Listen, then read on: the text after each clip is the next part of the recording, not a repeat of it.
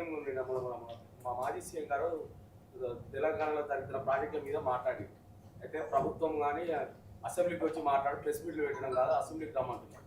దాని మీద ఒక ప్రతిపక్షం నాయకులు అసెంబ్లీకి రామని అడుగుతున్నారు. దాని మీద కామెంట్. అంటే బీఆర్ఎస్ పార్టీతో నాకు సంబంధం లేదు బ్రదర్. ఆ నాయకులు వాళ్ళు ఏం చేస్తారన్నది వాళ్ళు ప్రజలకు జవాబుదారీగా ఉండాలి. నేను ఆన్సర్ చెప్పలేను దానికి. వీటికి సంబంధించి దాంట్లో మొత్తం అన్యాయం జరిగినట్టు 10 ఏళ్ళలో అన్యాయం జరిగింది అని మీరు కూడా చెప్తున్నారు. నేనేమంటున్నా, నేను నా యాంగిల్ ప్రజల యాంగిల్ నేను చెప్తున్నా. బస్వాపూర్లోకి వెళ్ళైతే నీళ్ళు రాలేదన్న విషయం మీకు తెలుసు, నాకు తెలుసు. 5,000 ఎకరాలు తీసుకున్నారు. జస్ట్ చెరువు నిండింది కానీ నిజంగా నింపిన దాఖలాలు లేవు, కాలువలు కట్టిన దాఖలు లేవు, డిస్ట్రిబ్యూటర్ అయిన దాఖలాలు లేవు. ఆ విషయం వాస్తవం. దాని మీద ఎక్స్ప్లెనేషన్ ఎవరు ఇచ్చుకోవాలో, ఏ వేదికలు ఇచ్చుకోవాలన్నది వాళ్ళు డిసైడ్ చేసుకోవాలి. అని నేను చెప్పలేను కదా అది. Thank you. ఎవరు ఇచ్చుకోవాలో, ఏ వేదికలు ఇచ్చుకోవాలన్నది వాళ్ళు డిసైడ్ చేసుకోవాలి. అని నేను చెప్పలేను కదా అది. Thank you. ఇంకొకరికి ఇద్దామన్న అవకాశం. మీరు నెక్స్ట్ అన్న బాబు. ఓకే. రేవంత్ రెడ్డి విసిరిన బాణం అని మీ ప్రత్యర్థులు అంటున్నారు.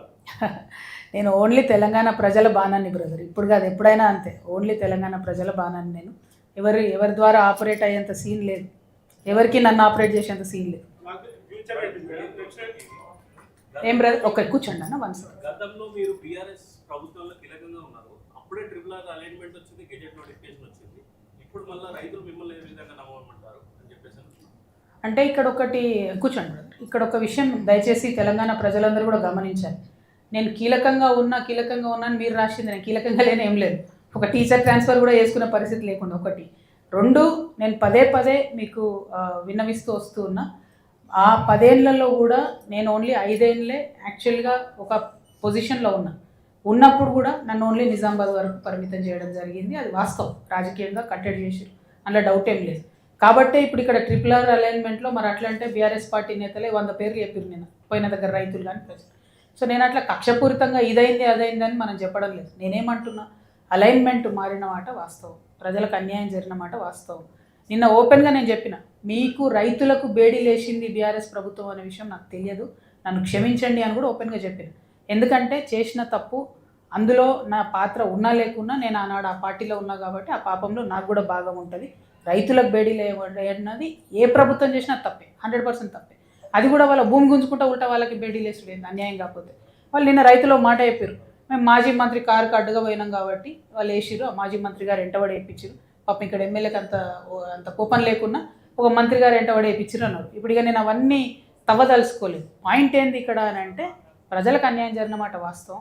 చాలా చోట్ల నా పార్టిసిపేషన్ లేదు, నాకు తెలియకుండా జరిగింది. అయినప్పటికీ నేను వాళ్ళ క్షమాపణ చెప్తూ ముందుకెళ్తున్నా.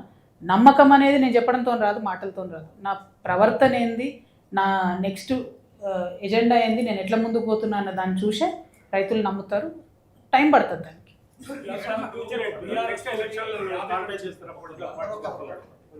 ఓకే, కూర్చోండి. 19 ఏళ్ళు బీఆర్ఎస్ తో ఉన్నారు. యాప్ ఎక్కడ వచ్చింది, ఎవరి వల్ల వచ్చింది, ఎందుకోసం వచ్చింది? మీరు అంటే బీఆర్ఎస్ తో పాటు మీ ఫ్యామిలీ కూడా దూరం అయ్యారు.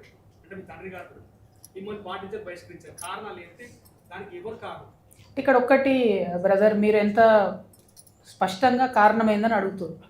నేను కూడా అదే అడుగుతున్నా, కారణం ఏంది, నన్ను ఎందుకే సస్పెండ్ చేసి ఊరేస్టోనికి కూడా కనీసం ఇగో నువ్వు ఈ తప్పు చేసినవారు పోయి నేను ఊరేస్తున్నా అంటారు. నన్నేమో తీసి డైరెక్ట్ సస్పెండ్ చేసిరు. నేను ఏం చేయాలి చెప్పి? ఇప్పుడు సస్పెండ్ చేసిన తర్వాత ఆత్మగౌరవం విషయంలో నేను కూడా ఎట్లా కాంప్రమైజ్ అవుతాను? ఒకవేళ ఏదైనా మిస్టేక్ ఉంటే ఇంటర్నల్గా పార్టీ వేదిక మీద పిలిచి అసలు ఏంటి విషయం అని అడిగి ఉంటే నేను కూడా జవాబు చెప్పేది. కానీ డైరెక్ట్గా ప్రజలందరి ముందట సస్పెండ్ చేసి ఇన్ని కోట్ల మందిలో నన్ను అవమానం చేసినప్పుడు నా దారి నేను చూసుకోవాల్సిందే కదా. నేనైతే ఆగాను కదా. ప్రజల కోసం పనిచేయాలనుకున్నా, నేను బయటకు వచ్చినా డెఫినెట్గా పనిచేస్తాను. సో ఏం జరిగిందన్నది బీఆర్ఎస్ చెప్పాలి. ఇప్పుడు మటుకు మేము చెప్పము, మేము ఆమె విఘ్నతకే వదిలేస్తున్నాం అని చెప్పి చాలా డిప్లొమాటిక్గా తప్పించుకుంటున్నారు. ఇవాళ కాకపోతే రేపు కాకపోతే ఎల్లుండో చెప్పాల్సినటువంటి సందర్భం వస్తుంది. ఆ టైంలో ప్రజలే అడుగుతారు. నాదేం లేదు, నన్ను సస్పెండ్ చేసిరు, 101% నా తప్పు లేదు అనేది నా భావన. పార్టీ కారణం అడగలేదు. సో నా పని నేను చేసుకుంటూ వెళ్తున్నా. మీరు అన్నారు బ్రదర్, ఇందాక అడిగినారు ఏంటి మీ ఫ్యూచర్ అని. 2029లో ఎన్నికలు వస్తాయని అనుకుంటున్నాను నేను. వచ్చినప్పుడు మాత్రం మేము ఖచ్చితంగా బరిలో ఉంటాం. Thank you. జై తెలంగాణ అమ్మ. సినిమా వాళ్ళ గురించి నాకు తెలియదు బ్రదర్. నువ్వు అట్లా గమ్మత్ ప్రశ్న అడితే కష్టం. నాకు తెలియదు వాళ్ళ గురించి. అయినా తెలియదు, నాకు సంగతి తెలియదు. Thank you. జై తెలంగాణ.